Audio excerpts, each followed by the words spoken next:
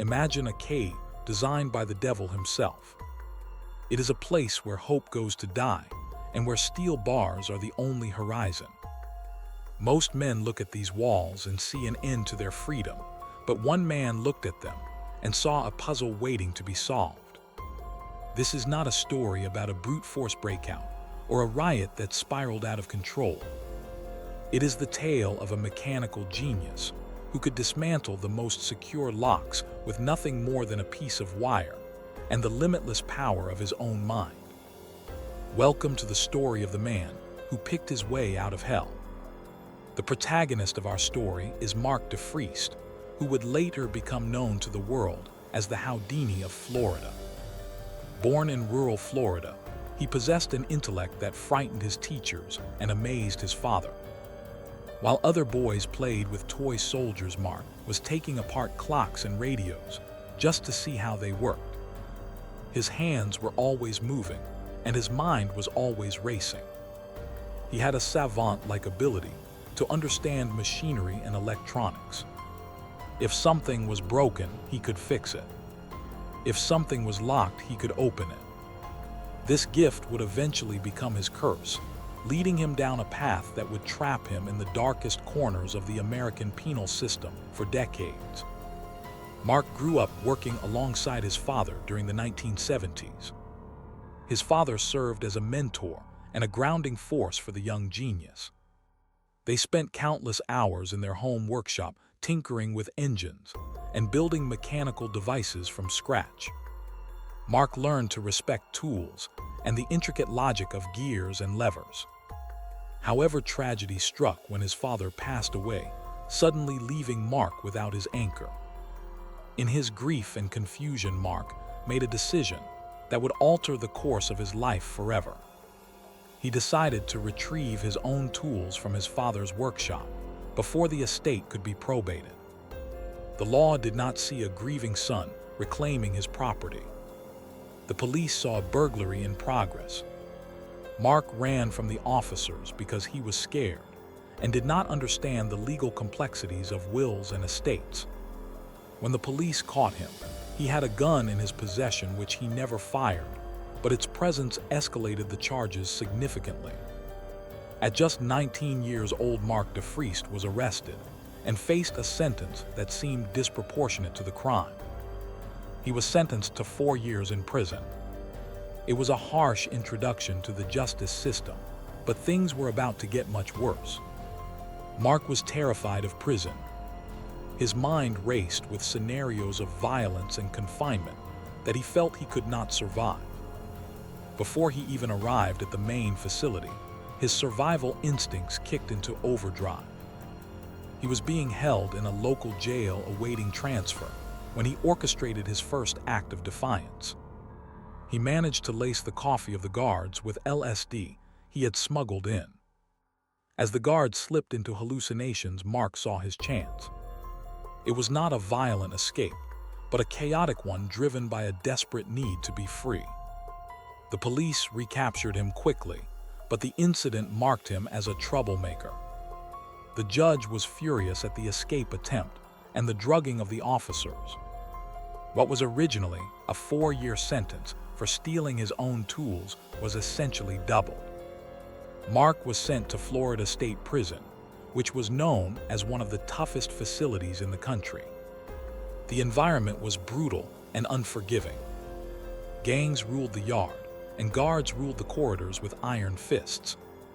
For a young man like Mark, who was socially awkward and intellectually distinct, this was a death sentence.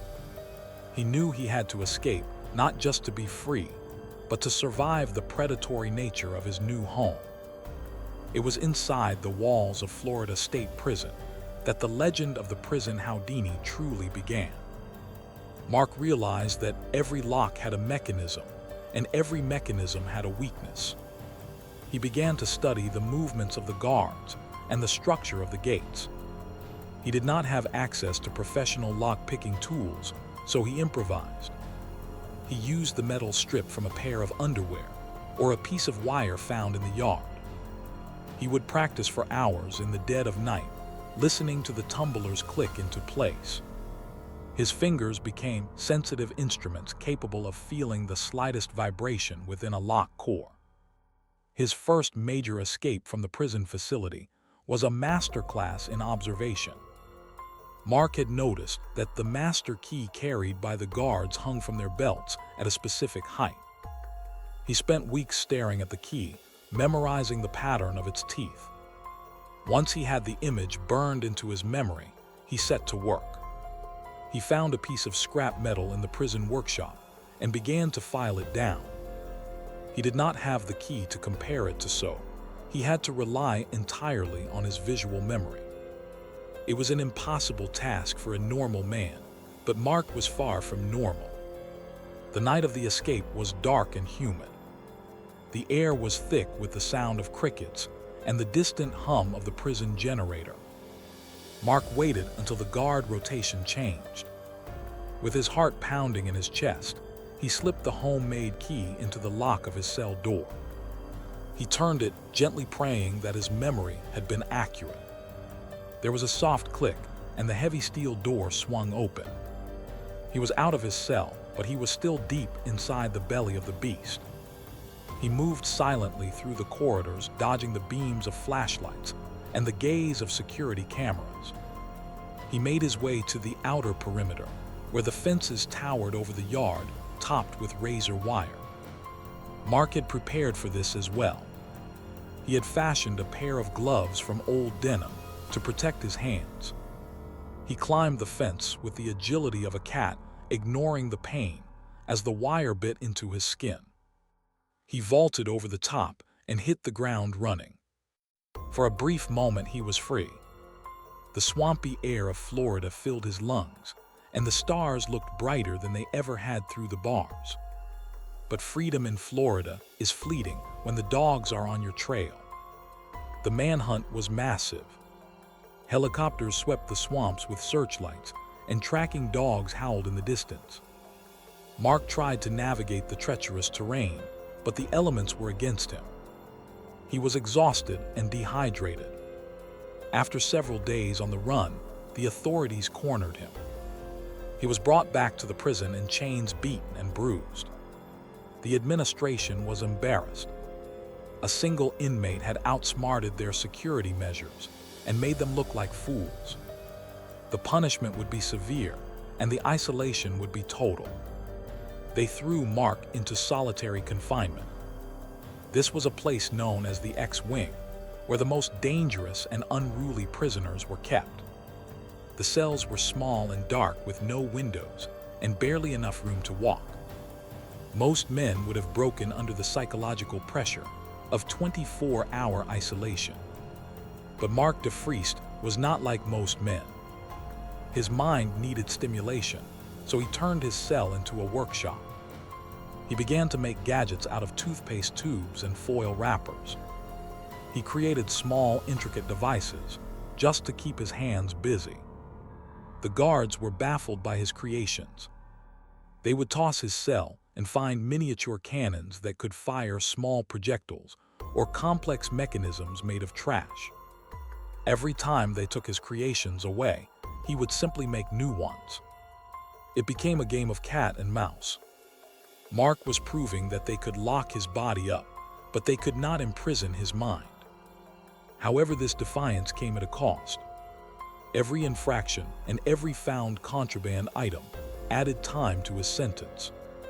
The years began to pile up, turning a short stint into a life sentence. The abuse Mark suffered in prison was well documented and horrific. He was beaten by guards who viewed him as a threat to their authority. They stripped him naked and left him in freezing cells. They deprived him of food and sleep. Mark retaliated in the only way he knew how. He staged more escape attempts. Some were real, and some were just to mess with the heads of his captors. He would unlock his cell door and simply sit on his bed waiting for them to find him. It was his way of saying that he was in control, even when he was behind bars. One of the most audacious exploits involved a zip gun. Mark managed to construct a functional firearm using pipes and springs he scavenged. He did not intend to hurt anyone, but he wanted to force the guards to take him seriously. The standoff was tense and dangerous. It ended without bloodshed, but it cemented his reputation as the most dangerous man in the Florida penal system. The authorities labeled him a psychopath, but psychologists who examined him later would argue that he was simply a genius driven mad by the conditions of his confinement. As the decades rolled by, Mark DeFriest became a tragic figure. He had spent more time in solitary confinement than almost any other prisoner in American history. He had not killed anyone outside of prison. He had not raped anyone. His original crime was stealing tools that belonged to him. Yet he was serving a life sentence because of his inability to submit to the authority of the prison. The system was designed to break men, and Mark refused to break. His resistance became his identity, and his escapes became his protest. Legal experts began to take notice of his case. They saw a gross miscarriage of justice. Here was a man who clearly had mental health issues that were being exacerbated by the prison environment. Instead of receiving treatment, he was being tortured. Lawyers argued that his constant escape attempts were a rational response to an irrational situation. If you are being abused, your instinct is to flee. Mark was simply better at fleeing than anyone else. The courts, however, were slow to act. The bureaucracy of the prison system was a heavy machine that was difficult to stop. In the early 2000s, a documentary filmmaker took an interest in the story of Mark DeFriest. The film shed light on the darkness of his confinement and brought his case to the public eye. People were shocked to learn that the man labeled as a monster was actually a brilliant but troubled soul who had been failed by society at every turn. The documentary featured interviews with Mark, where he spoke with a clarity and intelligence that contradicted his prison file. He was funny and articulate and deeply sad. The public outcry led to a renewed legal battle. A team of dedicated attorneys fought to have his sentences reduced. They argued that he had served enough time for his crimes, and that keeping him in prison was cruel and unusual punishment. The parole board hearings were tense. The prison officials argued that Mark was a danger to society and a flight risk. They pointed to his 7 successful escapes and his dozens of attempts. But his lawyers pointed to the fact that he had never hurt a civilian and that his violence was always reactive to the abuse he suffered. During one hearing, Mark spoke about his desire to live a normal life. He talked about his love for mechanics and how he wanted to use his skills to help people.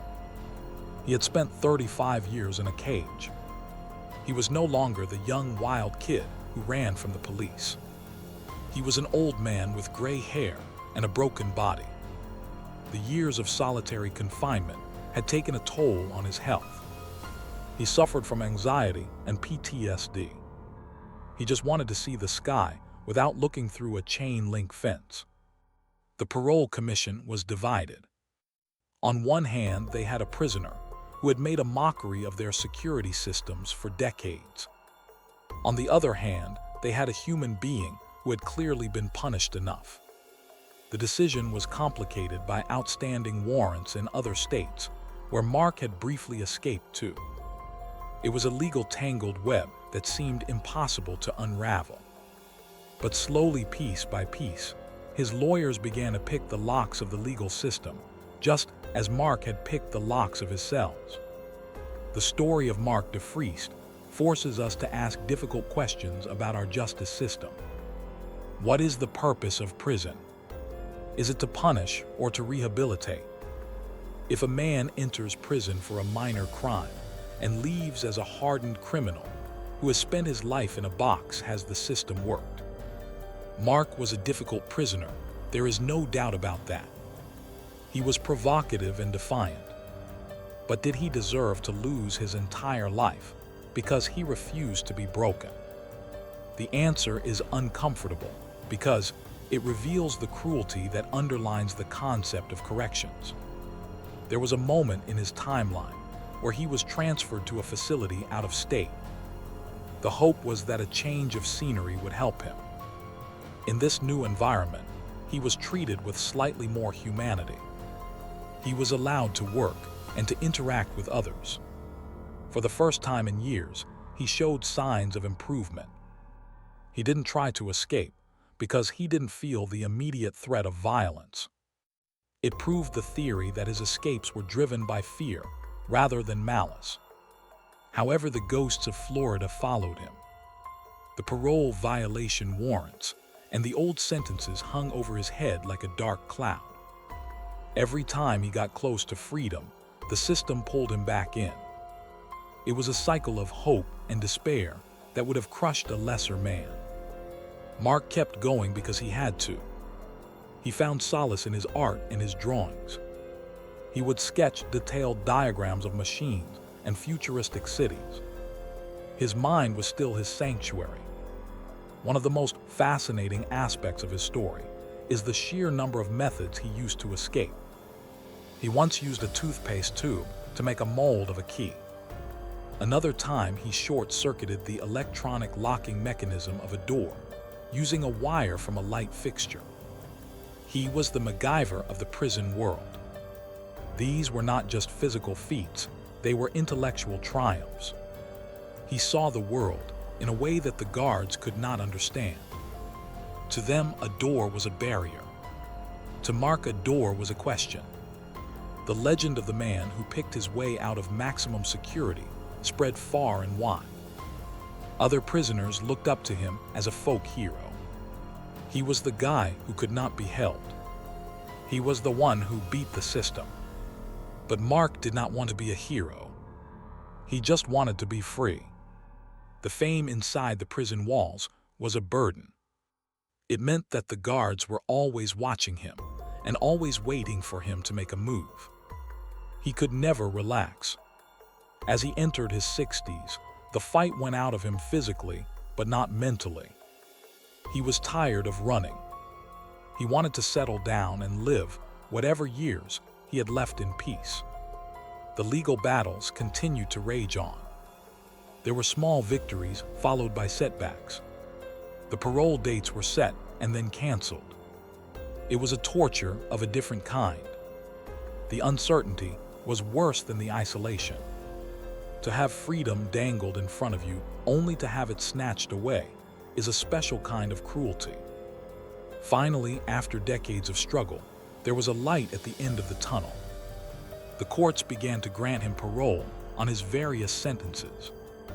It was not a total victory, but it was a start. The man who had been locked away for the majority of his life was finally being considered for release. The world had changed while he was inside. Technology had advanced and society had moved on. Mark DeFriest was a time traveler stepping out into a future he did not recognize. The transition would not be easy. A man who has spent 30 years in solitary confinement does not simply reintegrate into society. The psychological scars run deep. He would need support and therapy and patience. But he had survived the X-wing, and he had survived the beatings. If anyone could survive the shock of freedom, it was Mark DeFriest. He had proven time and time again that he was a survivor. The story of Mark DeFriest is a cautionary tale. It is a story about the waste of human potential. Imagine what a mind like his could have achieved if it had been nurtured instead of punished. He could have been an engineer or an inventor. He could have solved problems that plague our society. Instead, his genius was spent figuring out how to open a steel door from the inside. It is a tragedy of Shakespearean proportions, set in the humid swamps of Florida. As we look back on his life, we see a reflection of our own fears and failures. We fear what we cannot control, and so we lock it away. Mark DeFriest was uncontrollable, and so he was buried alive. But he refused to stay buried. He picked and scratched and clawed his way back to the surface time and time again. He forced us to look at him and to acknowledge his humanity. Today, the legend of the prison Houdini remains one of the most compelling stories in true crime history. It is not about a murder or a heist. It is about the indomitable human spirit. It is about the desire for freedom that burns in the heart of every living thing. You can build walls as high as the sky and bars as thick as trees, but you cannot cage a mind that refuses to be contained. In the end, the man who picked his way out of a maximum security cell did more than just escape a prison. He escaped the narrative that was written for him. He refused to be defined as just a criminal. He forced the world to see him as a man. And though he lost decades of his life, he never lost himself. That is the true victory. So the next time you see a lock, remember Mark DeFriest. Remember that every lock is just a puzzle, and every wall is just a suggestion. Freedom is not something that is given to you by a judge or a guard. Freedom is a state of mind. And for the man they called the Houdini of Florida, his mind was the one place they could never lock him out of.